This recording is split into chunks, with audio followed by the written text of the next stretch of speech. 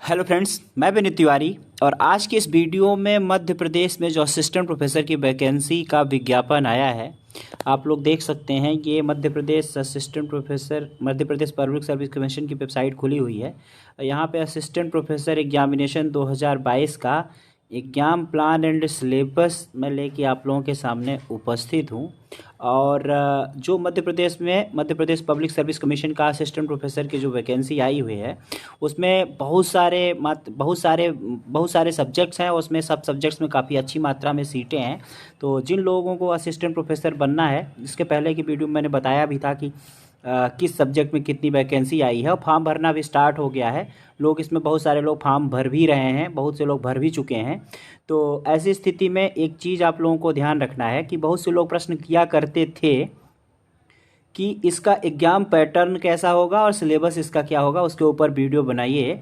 तो अभी 2 दिन पहले इसका एग्ज़ाम पैटर्न और सिलेबस जो है वेबसाइट पे अपलोड किया गया है। यहाँ पे आप लोग देख सकते हैं कि यह सभी विषय हैं। ये देख सकते हैं एग्ज़ाम पैटर्न और सिलेबस सबका विज्ञापन जो है अलग अलग, हर विषय का विज्ञापन भी एमपीपीएससी ने अलग अलग दिया था। हर सब्जेक्ट का विज्ञापन जो है अलग अलग था। तो 36 चूँकि विषय थे तो 36 विज्ञापन आए थे। तो इसी तरीके से सबका एग्जाम पैटर्न और सिलेबस भी अलग अलग है। आप देख सकते हैं, मैं स्क्रॉल कर रहा हूँ तो इसमें सभी विषयों के अलग अलग एग्जाम पैटर्न, हालांकि सब में वही बातें लिखी हुई हैं, लेकिन फिर भी अलग अलग पीडीएफ सबका है। तो इसमें से किसी एक को मैं डाउनलोड करूँगा और उसी के बेस पे हम लोग बात करेंगे एग्जाम पैटर्न के बारे में। और यह होम साइंस का हमने डाउनलोड कर लिया। अब सबका परीक्षा पैटर्न सेम ही है। एक विषय में जो छपा हुआ है वही हर एक पीडीएफ में आपको देखने को मिलेगा। तो मैं एक विषय का बता रहा हूं, तो आप लोग अपने अपने विषय में जाके देख भी सकते हैं और यही पैटर्न रहेगा। प्रश्न पत्र जो है वो मध्य प्रदेश राष्ट्रीय अंतर्राष्ट्रीय स्तर का सामान्य ज्ञान रहेगा। मध्य प्रदेश का भी रहेगा, राष्ट्रीय और अंतर्राष्ट्रीय तीनों स्तर का सामान्य ज्ञान रहेगा तथा कंप्यूटर का नॉलेज रहेगा।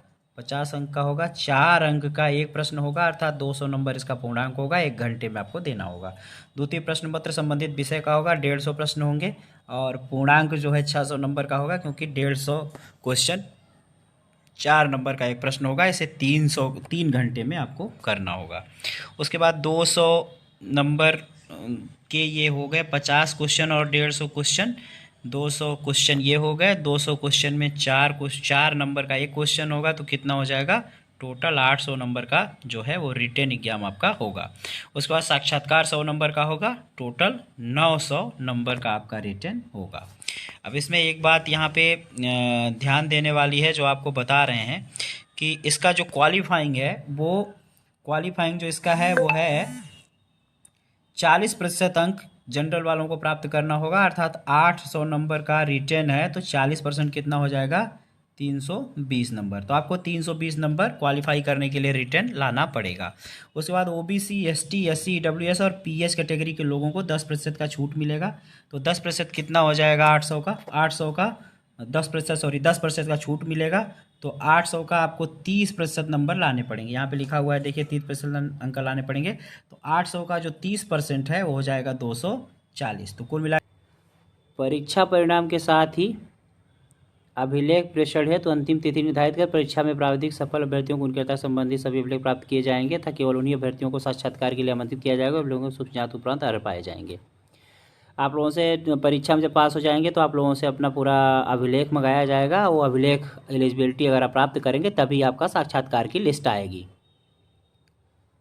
ठीक है, साक्षात्कार 100 नंबर का होगा। साक्षात्कार हेतु कोई न्यूनतम उत्तीर्णांक निर्धारित नहीं है। चयन प्रक्रिया कैसे होगी? देखिए, चयन प्रक्रिया प्रथम चरण में संबंधित प्रश्न पत्र का ऑफलाइन पद्धति से ओएमआर सीट आधारित परीक्षा का आयोजन किया जाएगा। परीक्षा उपरांत परीक्षा में पूछे गए प्रश्नों की प्राविधिक उत्तर कुंजी तैयार कर आयोग की वेबसाइट पर प्रकाशित की जाएगी। 7 दिन में आपत्ति प्राप्त की जाएगी।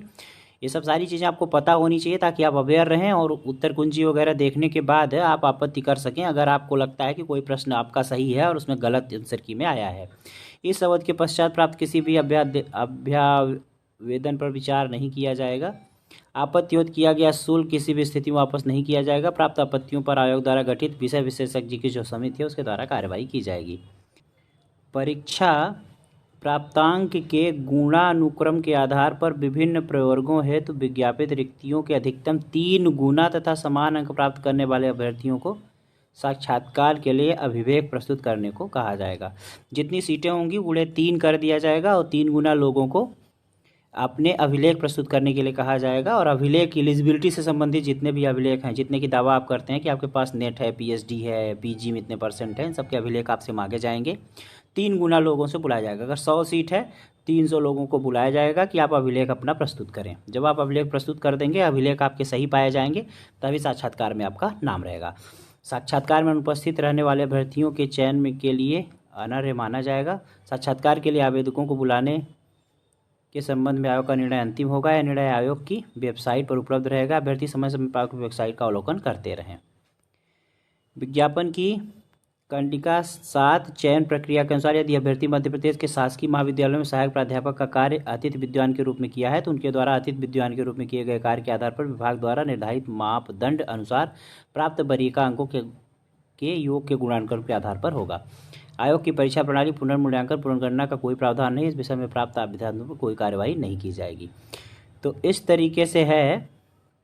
इसके साथ ही इसमें सहायक प्राध्यापक परीक्षा 2022 का पाठ्यक्रम भी अंकित है, जिसमें मध्य प्रदेश के राष्ट्रीय और अंतर्राष्ट्रीय स्तर के सामान्य ज्ञान और कंप्यूटर आधारित ज्ञान का यहाँ पे पूरा दिया हुआ है सिलेबस। आप देख सकते हैं मध्य प्रदेश का ये है।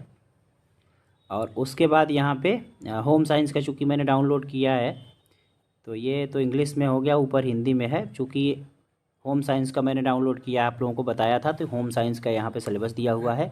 हिंदी में दिया हुआ है पहले, फिर अंग्रेजी में, फिर हिंदी में, फिर अंग्रेजी में ये दिया हुआ है। तो जिस भी विषय के आप हैं उस विषय का आप सिलेबस जो है डाउनलोड कर सकते हैं, आपको उसमें उस विषय का सिलेबस मिलेगा।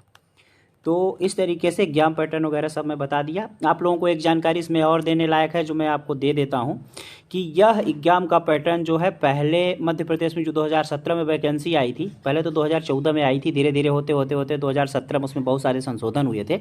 शुरू में यही एग्जाम पैटर्न जो है मध्य प्रदेश असिस्टेंट प्रोफेसर के लिए आया था। सेम एग्जाम पैटर्न यही जो है वो पहले विज्ञापन में, जब ओरिजिनल विज्ञापन जो था फर्स्ट बार जब विज्ञापन आया था तो उसमें पहले इसी प्रकार की परीक्षा योजना का जिक्र किया गया था। यही परीक्षा योजना का पैटर्न जो है वो विज्ञापित किया गया था, परंतु बाद में इसमें बहुत ज़्यादा मात्रा में संशोधन हुए थे। और संशोधन में क्या हुआ था कि यह जो प्रथम प्रश्न पत्र है उसको हटा दिया गया था। द्वितीय प्रश्न पत्र अर्थात पिछली बार के पेपर में सिर्फ संबंधित विषय से ही प्रश्न पूछे गए थे। बाद में फिर संशोधन करके साक्षात्कार भी हटा दिया गया था। तो साक्षात्कार भी हटा गया था, तो कुल मिला के बचा क्या था, सिर्फ संबंधित विषय का प्रश्न पूछे गए थे। सिर्फ संबंधित विषय को तैयार करने वाले अच्छा स्कोर किए थे और ये प्रथम प्रश्न पत्र को और साक्षात्कार दोनों को हटा दिया गया था। तो सिर्फ इसी के द्वितीय प्रश्न पत्र तथा संबंधित विषय के आधार पर ही मेरिट बनाई गई थी। तो शुरू में यही परीक्षा योजना थी, बाद में उसमें बहुत सारे सुधार संशोधन किए गए थे। अब देखते हैं, इसको एडवर्टाइज कर दिया गया है परीक्षा योजना को। इस बार क्या करती है गवर्नमेंट, भगवान जाने, आयोग क्या करता है, बाद में देखा जाएगा। लेकिन अभी तक का यही है कि आपको इसी पैटर्न पर पढ़ना है। अगर ये चीज़ें हटती हैं तो बाद में देखी जाएंगी, लेकिन अभी आपको द्वितीय प्रश्न पत्र को ही तैयार करना पड़े। द्वितीय प्रश्न पत्र के साथ साथ प्रथम प्रश्न पत्र और साक्षात्कार की भी तैयारी करते चलनी पड़ेगी। कोई संशोधन होगा तो मैं अपडेट करता रहूँगा। तो इस वीडियो में इतना ही, नेक्स्ट वीडियो मिलेंगे।